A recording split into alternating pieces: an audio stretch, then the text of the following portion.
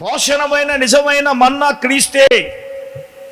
ఆ పరిశుద్ధ స్థలములో ఉన్న పరలోకమునకు సాదృశ్యంగా ఉంటే అక్కడ ఉన్నటువంటి మన్నాతో మనకు నిమిత్తం లేదు. ఈ మందసములో ఉన్న మన్నా ఎందుకుంది? అక్కడ అది మనకు భూమి మీద నివసిస్తున్న రోజులలో క్రీస్తు ప్రభుల వారి ద్వారా పొందిన ఆనందానికి ఆత్మీయమైన గుర్తుగా ఉంది. అంటే దేవుని బిడ్డలారా, ఆత్మీయంగా ఇక్కడ మన్నా ఎవరు? ఇక్కడ లేఖన ప్రకారంగా నిజమైన ఆహారముగా వచ్చిన మన్నా, నిజమైన మన్నా ఎవరంటే యేసు క్రీస్తు ప్రభుల వారే. హల్లెలూయా. అక్కడ భౌతికమైన మన్నా ద్వారా ఇశ్రాయేలీలు ఎన్ని సంవత్సరాలు చెప్పండి? 40 సంవత్సరాలు. తల్లి, ఎన్ని సంవత్సరాలు రా? 40 సంవత్సరాలు పోషించబడ్డారు ఇశ్రాయేలీలు. ఇప్పుడు పరలోకం మన్నాగా యేసు ప్రభువే జీవారంగా వస్తే అంటే దీని అర్థం ఏమిటంటే మనము భౌతికంగా భూలోకములో ఉన్నప్పుడు యేసుక్రీస్తు ప్రభుల వారి ద్వారా పొందిన ఆత్మీయ అనుభూతికి ఇది ఎలాగుంది అంటే గుర్తుగా ఉంది. దేవునికి స్తోత్రం కలుగునుగా. గట్టిగా చెప్పండి. ఆత్మీయంగా మనం తీసుకుంటే అది కదా దీని అర్థం. లేకపోతే మన్నా అంటే ఏంటి? అబ్బో ఇంక పని ఏమి లేక అడవులో కుమ్మరించినట్టు మనక్కడ కుమ్మరించితే ఎంత బాగుండు అనుకుంటారు మనోళ్ళు. హల్లెలూయ. అయినా అది తిన్నాగానే కూలిపోయారు.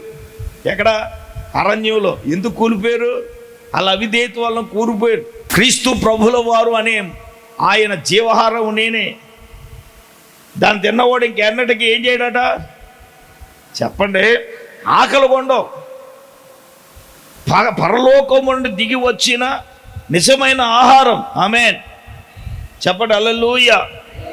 గట్టిగా చెప్పండి. పరలోకము నుండి దిగి వచ్చిన నిజమైన ఆహారం. పూర్వకాలములో అయితే పిల్లరా వాళ్ళు అక్షయమైన ఆహారం కొరకు ఎదురు చూశారు. అయితే భూలోకములోనే నిజమైన మన్నాగా యేసు ప్రభుల వారు మనల్ని చూపించిన ఆ యొక్క అనుభూతులకు ఇది ఆత్మీయమైన సాదృశ్యంగా ఉంది. తర్వాత మనం చూసినప్పుడు పిల్లరా ఇక్కడ ఏమున్నాయంటే ఇంకేముందండి?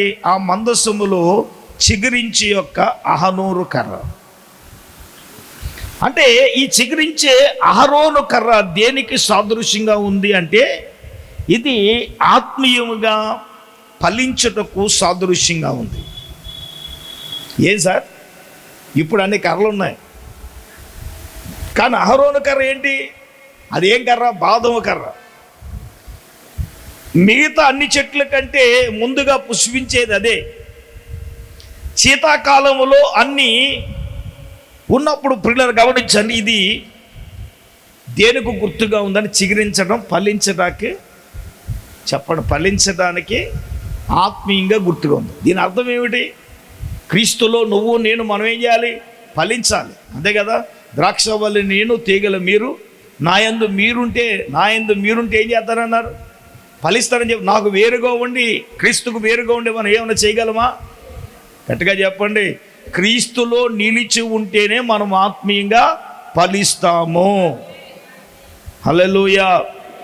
క్రీస్తుకు వేరుగా ఉండి మనం ఏమైనా చేయగలమా? చూడండి, ఒక మాట చదువుదాం. యోహాను సువార్త 15వ అధ్యాయం 5వ వచనం చదువుదాం. ద్రాక్షవల్లిని నేను, తీగలు మీరు, ఎవడు నా యందు నిలిచి ఉండునో. అమ్మ 5వ వచనం రా.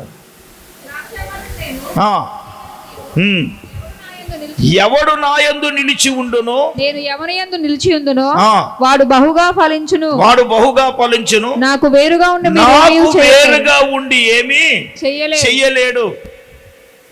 ఇప్పుడు ఆజ్ఞ పలకలు యేసయ్య హృదయంలో ఉన్నాయి.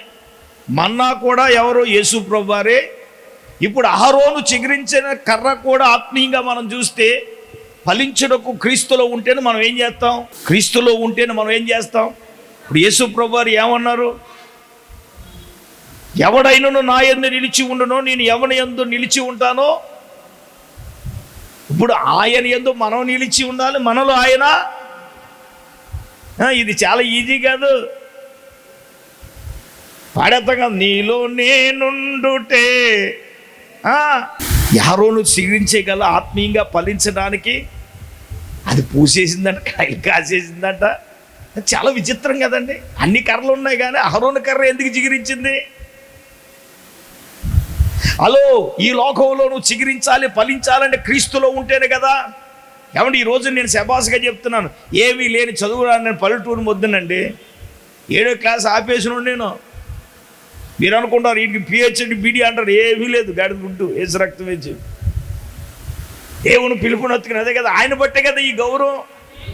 సమాజంలో ఎవరికైనా పాస్టర్ అంటే చాలా హీనాతహీనంగా ఉంటుంది. నేను చెప్తున్నాను, ఆనర్, గౌరవం, హల్లెలూయా, లాయల్టీ అన్నీ అలాగ ఉంటాయి. నేను అలా ఉంటాను, క్రీస్తులో ఉన్నాను కాబట్టి దేవుడు ఇస్తాడు. మనుషుల్లో లోకంలో రకరకాలుగా ఉంటారు సేవకులు, అనవసరం. అంటే నేను డిఫరెంట్. మొన్న ఎవడో అన్నాడు, ఒరే అందరు పాస్టర్లు వేరు, ఈయన వేరు, దేవునికి స్తోత్రం. నా గురించి నాకు ఎందుకంటే మనం అలాగ ఉంటాం. ఎందుకంటే ఎవరి దగ్గరికి వెళ్ళి చేయి చేసి ప్యాచి కాదు మంది. హల్లెలూయా, ఎప్పటికైనా పెట్టడమే కానీ అడగడం మనకు లేదు కదా. ఏమండే, దేవునికి స్తోత్రం చెప్పండి. ఆశించవలసిన పనే ఉంది. క్రీస్తు నాతో ఉన్నాడు, ఫుల్ బ్యాలెన్స్ అయింది. మనది ఎప్పుడు నిల్లు బ్యాలెన్సే. ఎందుకు ఎప్పుడు మన నిల్లు బ్యాలెన్స్ ఉండాలి. అప్పుడు ఒళ్ళన్నీ దగ్గరెట్టుకుని ఆయన మీద ఆధారపడి, అర్థమవుందా? ఇప్పుడు ఫుల్ బ్యాలెన్స్ అనుకో మనం మాట వింటావా? కడుపు నిండితే పేదన వస్తుందా? ఈ ఉపవాసాలు ఎందుకు? ఏమా పేదన వస్తుందా? కన్నీళ్ళు వస్తాయా? పశ్చిత్తాపం వస్తుందా? రాదు కదా. ఇవన్నీ రావడాలంటే అంతే కదా. మరి ఇప్పుడు ఆత్మీయంగా ఫలించాలంటే నువ్వు ఎవరు? క్రీస్తులో నువ్వు ఉండాలి, నీలో క్రీస్తు ఉండాలి. ఇప్పుడు ఆయన అదే అన్నారు, ఎవడు నా యందు నిలిచి ఉండునో, నేను ఎవని యందు నిలిచుదునో వాడు ఏం చేస్తాడు? బహుగా ఫలిస్తాడు. ఇంకో మాట అన్నాడు, అదేంట్రా? నాకు వేరుగా ఉండి, చెప్పండి, ఆయనకు వేరుగా ఉండి మనం ఏమైనా చేయగలమా? ఈ మందసపు పెట్టులో ఉన్నటువంటి అహరోను చిగురించే గర్ర.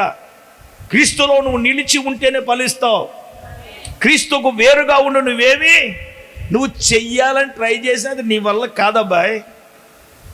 చేద్దామని నువ్వు ప్రయత్నం చేసినా దాన్ని నువ్వేమి చేయలేవు కదా, చేయలేం కదా. దేవుడే పరిశుద్ధాత్ముడు తన వాక్యమును బట్టి నీతో, నాతో, మనందరితో కూడా మాట్లాడుతున్నాడు. ఇప్పుడు క్రీస్తుకు వేరుగా ఉండి ఏం చేయరు? క్రీస్తుకు వేరుగా ఉండి చేయాలనుకున్నావు, అందుకే ఏం సెట్ అవ్వట్లేదమ్మా.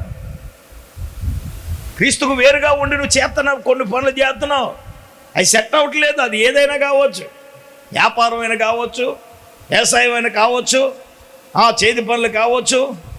క్రీస్తుకు వేరుగా ఉండి మనం ఏం చేయగలం?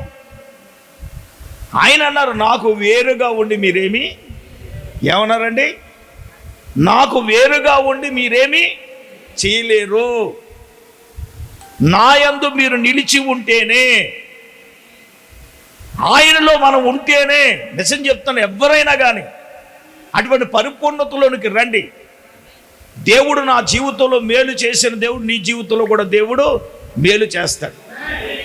ఆ మేలులు మన జీవితాల్లో దేవుడు చెయ్యాలంటే మనం ఎక్కడ ఉండాలి? క్రీస్తులో ఉండాలి. అక్కడ అహరోను కర్ర ఫలించినట్లుగా, చిగురించినట్లుగా ఇక్కడ క్రీస్తులో నీవు, నేను, మనం ఉంటేనే ఆత్మీయంగా మనం ఏం చేయగలము? ఫలించగలము. తర్వాత మనం చూస్తే ఇక్కడ ప్రధాన యాజకుడు ఎవరో తెలుసా? యేసుక్రీస్తు ప్రభుల వారే మనకు నిజమైన ప్రధాన యాజకుడు. ఆయన ఎబిలుకు రాసిన పత్రిక 3వ అధ్యాయం 1వ వాక్యాన్ని మనం చదువునట్లయితే, 3వ అధ్యాయం 1వ వచనం, ఇందువలన పరలోక సంబంధమైన పిలుపులో పాలు పొందిన పరిశుద్ధ సహోదరులారా, మనం ఒప్పుకొనిన దానికి అపోస్తలుడును ప్రధాన యాజకుడునైన యేసు మీదే లక్ష్యం ఉంచండి. ఆమేన్. ఇక్కడ ప్రధాన యాజకుడు ఎవరండి? ప్రధాన యాజకుడైన యేసయ్య మీదే మన లక్ష్యం. అసలు విషయం ఏమిటంటే, ఇక్కడ ఈ ప్రధాన యాజకుడు ఎవరై అంటే మన యేసు ప్రభువారే. మన లక్ష్యం ఎవరి మీద ఉండాలంటే యేసయ్య, ప్రధాన యాజకుడైనటువంటి యేసు మీదే మన లక్ష్యం. యేసుని అడ్డెట్టుకుని సంపాదించేద్దామా? యేసుని అడ్డం పెట్టుకుని మేడలు సంపాదించేద్దామా? యేసయ్యని అడ్డం పెట్టుకుని అయ్యి చేసేద్దామా? హలో, యేసయ్య అడ్డం పెట్టుకుని సంపాదించడం కాదు, మన లక్ష్యమే యేసయ్య. అంటే నేను చెప్పినండి ఇప్పుడు మీ లక్ష్యం అంతా దాని మీద ఉంది, అది దుర్మార్గం. అది ఇప్పుడు లక్ష్యం యేసు మీద ఉంటే అన్నీ వచ్చేస్తాయి కదా, అవునా కదా? ఒకసారి ఒక రాజ్యంలో ప్రకటించారట రాజుగారు, ఏమని, అబ్బాయి రండి రాజ్యంలోకి వచ్చి మీకేం కావాలో అది పట్టుకెళ్ళిపోమన్నారండి. రాజ్యంలో వచ్చి ఎవరికి కావాల్సిన అయ్యే పట్టుకుపోతున్నారండి. ఏంటి బంగారం కావాల్సిన బంగారం, ఏ వస్తువులు కావాల్సిన ఒక్క సోఫా ఎట్టుకెళ్ళి సోఫా అడిగి ఎవరికి కావాలో బంపర్ ఆఫర్ కదా మరి, అవునా కదండి? పట్టుకుని వెళ్ళిపోతా ఉంటే ఒక చిన్న కుర్రోడు వచ్చి రాజుగారి ముందు నిలబడ్డాడండి. రాజుగారి ముందు నిలబడి ఒరే నీకేమన్నా కాళ్ళతో పట్టుకెళ్ళరా అని అటు ఇటు కదలట్లేదటండి. రాజుగారి దగ్గర ఉన్నాడట, అర్థమవుతుందా? రెండోసారి కూడా చెప్పాడటండి, ఒరే నీకేం కావాలో పట్టుకెళ్ళరా, అందరూ పట్టుకెళ్ళిపోతున్నారు, నువ్వు పట్టుకెళ్ళిపోరా అంటే మూడోసారి మెల్లగానాడట, రాజా నువ్వే నాకు కావాలన్నాడట. దేవుని స్తోత్రం చెప్పండి. ఆ కుర్రోడికి ఏకేసి వెళ్ళరా, ఒరే నీకెందుకు కావాలరా నేను అనలే, ఏం అక్కర్లేదు, నాకేం ఆశ లేదు, కానీ ఒక్కసారి మా ఇంటికి వచ్చి నువ్వేం చేయాలి, భోజనం చేసి వెళ్తే చాలు. చెప్పండి ఏంటి? ఇప్పుడు ఆ ఇల్లు ఎలాగుంటుందండి? తాటాకి ఇల్లు. ఇప్పుడు రాజుగారు వచ్చి ఏమండే, ఇప్పుడు రాజుగారు మీరు మా ఇంటికి వచ్చి భోజనం చేయాలంటే ఏమండే పాకండి, ఏమండే రాజుగారు ఎలాగొస్తారండి? ఒరే ఈడేంట్రా ఆ ఇంటికి భోజనానికి రమ్మంటున్నాడు, ఒరే అసలు ఈ కుర్రోడి ఇల్లు ఎలాగుందో చూసిరాడరా అని ఆయన పరివారాన్ని పంపించాడండి. తీరా వెళ్ళి చూస్తే ఏంటి, సరైన ఇల్లు లేదు, సరైన భోజనం టేబుల్ లేదు, సరైనది ఏమీ లేదు.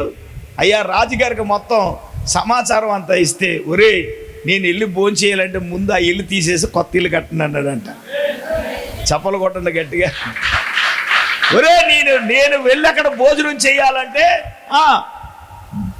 మొత్తం ఏ సామాగ్రి ఏం కావాలో చెప్పండి అమ్మా, అన్నీ వెళ్ళి అంట. ఇప్పుడు వీళ్ళందరూ అమాయకులు, ఏది కావాలితే అది పట్టుకెళ్ళిపోయారు. దేవునికి స్తోత్రం. మొత్తం ఇంట్లో కావాల్సిన అన్నీ కూడా వచ్చేసింది. ఇప్పుడు రాజుగారు ఇంటికి వెళ్ళిన తర్వాత మహిమజ్యోతి గారు అడిగారంటే, యారా నువ్వు నన్ను అడిగావంటే అన్నాడు రాజా, నువ్వు వస్తే అన్నీ వచ్చేస్తాయి అన్నాడు. చప్పలు కొట్టండి గట్టిగా. యేసయ్య వస్తే నీలోకి అన్నీ వచ్చేస్తాయి, నీ జాతకం మారిపోతుంది అంతే, నీ డొక్కి సైకిల్ అయిపోయి బండి వచ్చేస్తుంది అంతే. అది దేవునికి స్తోత్రం కలుగునుగాక. చెప్పండి గట్టిగా హల్లెలూయా, హల్లెలూయా. యేసయ్య నీతో వస్తే, యేసయ్య నీలో ఉంటే, ఏమండే మన లక్ష్యం ఎవరి మీద ఉండాలి? అత్తగారి మీద, మాంగారి మీద. ఇంకేం చేయవు అబ్బాయి, ఎంతకాలం బతికేస్తావు, వేసి రక్తం వేజే. నీ లక్ష్యం యేసయ్య మీద ఉండాలి. ఆమేన్. కొంతమందికి దుర్మార్గపు ఆలోచనలు ఉంటాయి, అవి నశించునుగాక. అవి ఏంటో చెప్పలేండి. మీ ప్రార్థన దేవునికి వినపడుతుందిరా నాన్న. అటువంటి పేదలు ఎండరు, దొంగ పేదలు చేయకండి. యేసు రక్తం ఇచ్చి యేసుబాబు మీద లక్ష్యం ఉంచండి. అత్తగారు పోతే అత్త కలిసిపోతుంది, మాంగారు పోతే వచ్చేస్తుంది, అమ్మ పోతే వచ్చేస్తుంది. ఇటువంటి దుర్మార్గ ప్రార్థనలు చేయకండి. నీ లక్ష్యం, నీ టార్గెట్ ఎవరి మీద అంటే యేసు మీద. ప్రధాన యాజకుడైన యేసు మీదే నీ లక్ష్యం ఉంచితే, అక్కడ ఇంకో మాట అన్నారు, పరలోక సంబంధమైన పిలుపులో పాలు పొందిన పరిశుద్ధ సహోదరులారా, మన ప్రధాన యాజకుడు లక్ష్యం ఎవరంటే యేసయ్యే. ఆమేన్, ఆమేన్. ఇప్పుడు ఆంతర్యములో ధర్మశాస్త్రం ఉంది, యేసయ్య హృదయంలో ధర్మశాస్త్రం నెరవేర్చిన వాడు ఆయనే.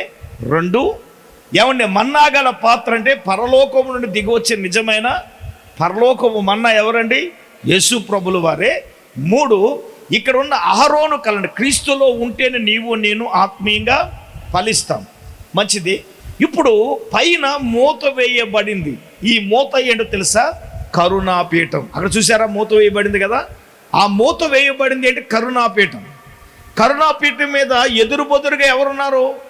మీరు గమనించారు, మోకాలు ఎదురు బొదురుగా మోకరించినట్టుగా కనబడుతుందా? రెక్కలు చాచుకున్నట్టున్నదా? అయితే ఇక్కడ చెప్తున్నాను, ఈ కరుణాపీఠాన్ని ఈ మందసం పైన కప్పి ఉంచిన మూత, ఇది దేనికి సాదృశ్యంగా ఉందో తెలుసా? దేవుని సింహాసనానికి సాదృశ్యంగా ఉంది. ఈ సింహాసనం అంతా కూడా మేలిమి బంగారంతో చేయబడింది. మూడంతలు ముమ్మాటికి అర్థమవుతుందండి. ఇది పవిత్రుడు ఆయన సర్వశక్తుని నివాసముగా, కరుణాపీఠం చూడండి న్యాయపీఠముగా కావలసి ఉంది. అంటే అర్థమవుతుంది ఇది దేవుని సింహాసనం. ఇది ఆత్మీయంగా చూస్తే అక్కడ పరలోకములు వచ్చినప్పుడు మనం చేసిన క్రియలను బట్టి ఏం చేస్తాయి అమ్మ, తీర్పు తీర్చబడుతుంది. ఇశ్రాయేలీయులు ఏ ధర్మశాస్త్ర విషయంలో నేరస్తులైనప్పటికీ పాపులైనప్పటికీ నిజానికి ఆయన వారిని నాశనము చేయకుండా ఉండటం కోసం దేవుడు ఏం చేసేవాడు తెలుసా? సంవత్సరానికి ఒకసారి ప్రధాన యాజకుడు వెళ్ళి ఆ పీఠం పైన రక్తాన్ని ఏం చేస్తాడు? చిలకరిస్తాడు. ఆ రక్తము ఒక పరిపూర్ణమైన బలిని సూచిస్తుంది. ఆ బలి ఎవరో తెలుసా? యేసుక్రీస్తు ప్రభులు వారి. ఒకేసారి మనందరి కోసం ఏమయ్యాడు ఆయన? గట్టిగా చెప్పండి అమ్మా. లోక పాపములు మోసుకుని పోయే దేవుని గొర్రె పిల్లకొచ్చి ఒకేసారి శాశ్వత బలి అర్పించాడు. లేదా మనం కూడా ఏంటో ఒక మేకనో ప్రతి ఆదివారం ఒక మేకనో ఒక కోడినో తోలుకు రావాలి మీరు దేవునికి స్తోత్రం. అది సాధ్యమంటారా? ఊరుకుండా అయ్యారు ఆదివారం ఒక 1 కేజీ మాంసం తెచ్చుకున్నప్పటికే కింద నుంచి పై దాకా సుసేత్రం వేసి రక్తం ఇచ్చాను. మేకని ఎక్కడ వేసిపోబట్టండి కష్టం లేకుండా. నేనే మీ అందరి కోసం లోక పాపం మోసుకుని పోయే దేవుని గొర్రె పిల్లలాగా ఒక బలి అర్పణగా ఆయన అయిపోయాడు. ఇంకా ఎంతకన్నా ఏం కావాలి? ప్రధాన యాజకుడు ఎందుకంటే ఒరే బాబు తీర్పు వచ్చి ఇశ్రాయేలు ప్రజలు నాశనం కాకుండా సంవత్సరానికి ఒకసారి ప్రధాన యాజకుడు వెళ్ళి ఆ బలి అర్పణ చేసి ఆ రక్తాన్ని 4 కొమ్ముల మీద చిమ్మించాడు. అంటే ఒక రక్తము ఒక సంపూర్ణమైన బలిని సూచిస్తుందంటే ఆ రక్తము మూలంగా చూడండి. రోమీలకు రాసిన పత్రిక 3వ అధ్యాయం 24-25 వచనం చదువుదాం. కాబట్టి నమ్మువారు ఆయన కృపచేతనే క్రీస్తు యేసునందు విమోచనము ద్వారా ఉచితముగా నీతిమంతులని తీర్చబడుచున్నారు.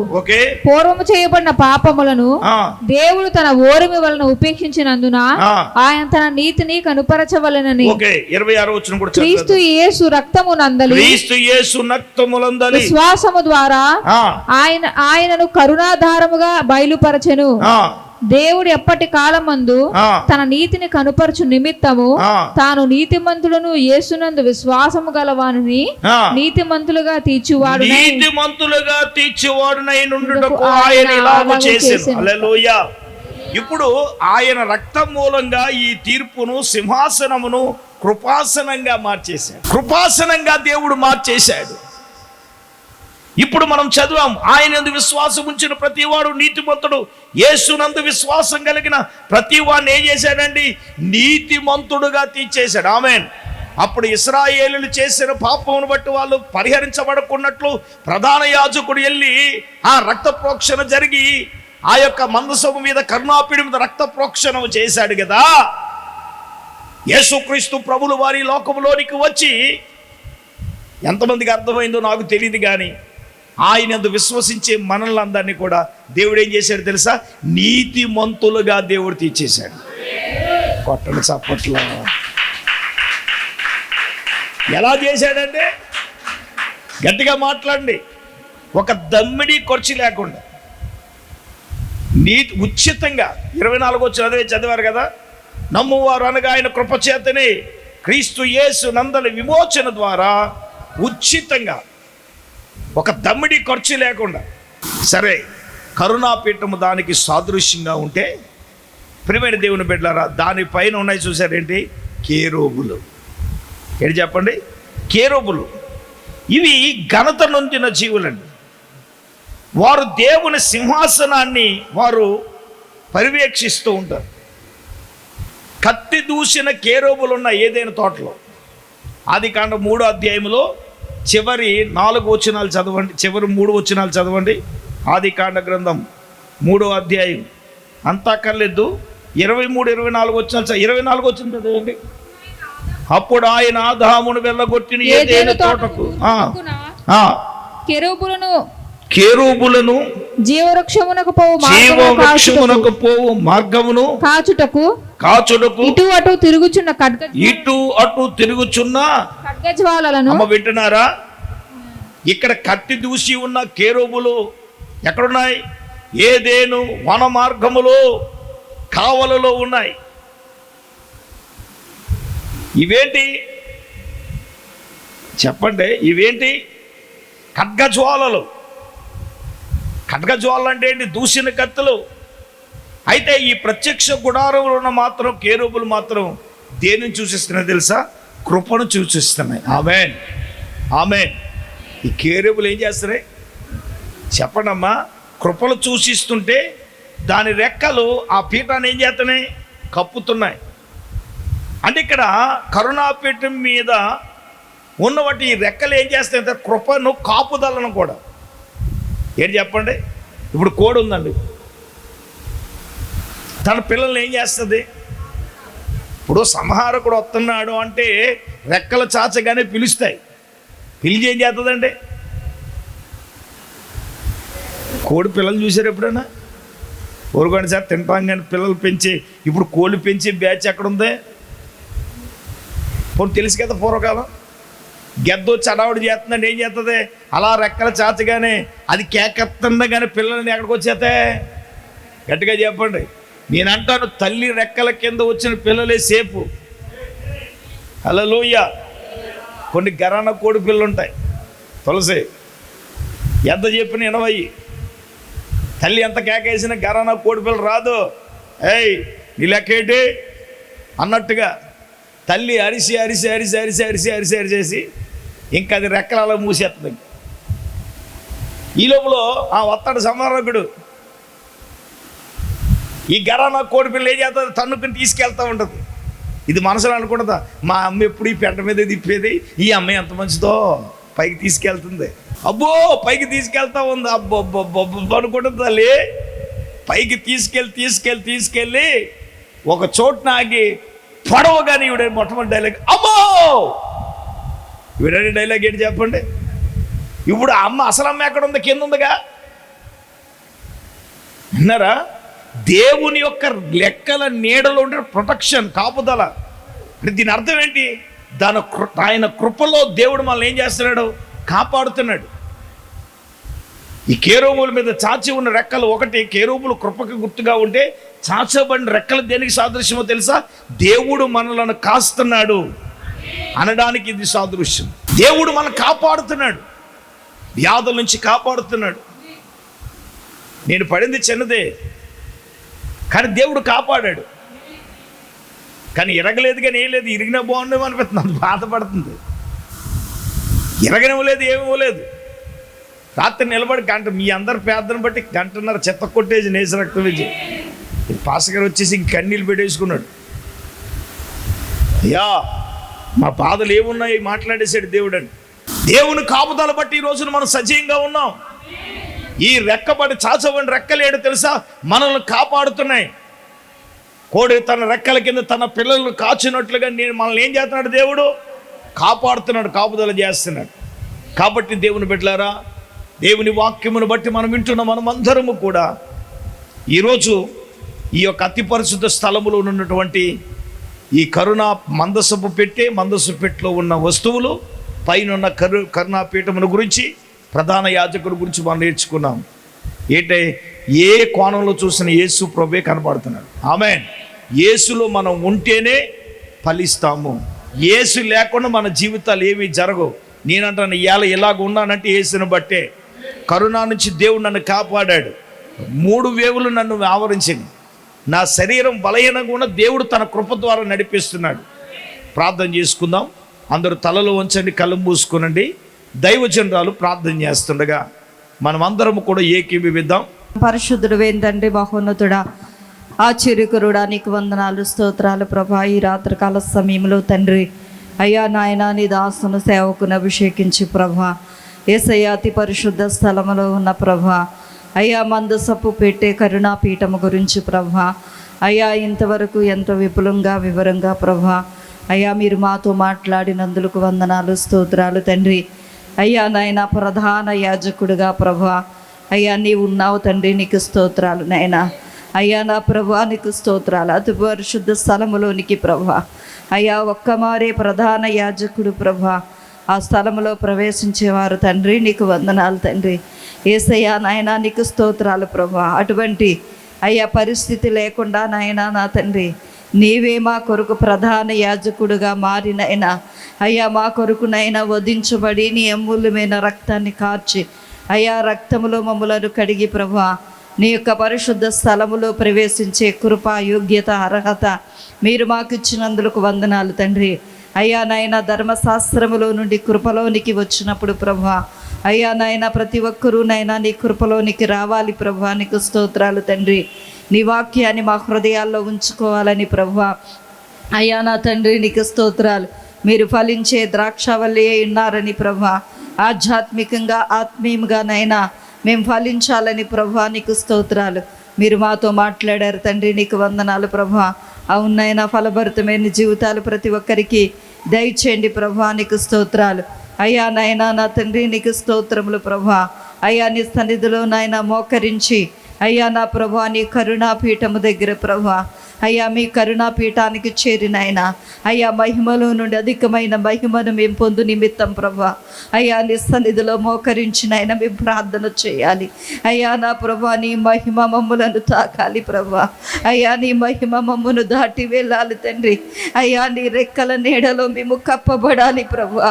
అయ్యా అటువంటి కృప మాకు దయచేయండి. ఎవరైతే నీ కృపలోనికి వస్తారో నైనా, ఎవరైతే నైనా నా తండ్రి యొక్క షకీనా మేఘము కిందికి వస్తారో ప్రభా అయ్యా వారిని నైనా నా తండ్రి నీకు స్తోత్రాలు ప్రభా. అయ్యా నీ రెక్కల నీడలో ప్రభా మమ్ములను కప్పుతావు నైనా. అయ్యా నీ రెక్కల నీడలో మమ్ములను దాచుతారు ప్రభా. నీకు స్తోత్రాలు తండ్రి. అయ్యా నాయన నీ రెక్కల క్రింద ఉంటే మేము సేఫ్గా ఉంటాం తండ్రి. అయ్యా దుష్టుడు మమ్మల్ని ముట్టలేడు ప్రభా. నీకు వందనాలు యేసయ్యా నాయనా నా తండ్రి నీ రెక్కల క్రిందికి ప్రతి ఒక్కరూ రావటానికి సహాయం దయచేయండి. అయ్యా నా ప్రభా నాయనా నిత్యము నీ కొరకు నాయనా అయ్యా మేము ఫలించాలి ప్రభా. నీకు స్తోత్రాలు తండ్రి. యేసయ్యా నాయనా ఈ రాత్రి విత్తబడి మాటలు మా హృదయాల్లో నీరు కట్టి ఫలింపజేయండి. అయ్యా కూడి వచ్చిన ప్రతి ఒక్క బిడ్డని పేరు పేరున దయతో జ్ఞాపకం చేసుకోనైనా అయ్యా నిజమైన ఆహారము నీవే తండ్రి. అయ్యా పరలోకము నుండి దిగి వచ్చిన ఆహారము నీవే ప్రభా. నీకు స్తోత్రాలు నైనా. అయ్యా నీ వాక్యమును మేము ప్రతి దినము భుజించి ప్రభా అయ్యా ఆధ్యాత్మికంగా మేము శక్తిమంతులు మగునట్లుగా తండ్రి అయ్యా నీ కృప మాకందరికీ దయచేయండి ప్రభా. నీకు వందనాలు. అయ్యా నాయనా కూడా వచ్చిన ప్రతి ఒక్కరిని ఈ వాక్యాన్ని వింటున్న ప్రభా యొక్క నాయనా నా తండ్రి నీకు స్తోత్రాలు. విశ్వాస వాక్కు నాయనా బిడ్డలందరినీ కూడా ప్రభా పేరు పేరున దయతో జ్ఞాపకం చేసుకోనండి. అయ్యా దీవించి ఆశీర్వదించి మీరే మహిమ పొందమని యేసయ్య పరిశుద్ధ నామములో ప్రార్థన చేసి అడిగి వేడుకొంచున్నామా పరమ తండ్రి. ఆమేన్. ఇప్పుడు మన పరమ తండ్రి అయిన దేవుని ప్రేమ, రక్షకుడైన యేసుక్రీస్తు ప్రభుల వారి యొక్క దివ్యమైన కృప, పరిశుద్ధాత్మ దేవుని యొక్క అన్యోన్య సహవాసము ప్రభు బిడ్లారా ఇక్కడ కూడిన వాక్యం బిడ్డలకి ఇప్పుడు ఎల్లప్పుడు ప్రవచపంతులప్పుడు సదాకాలం తోడైనను గాక. ఆమేన్.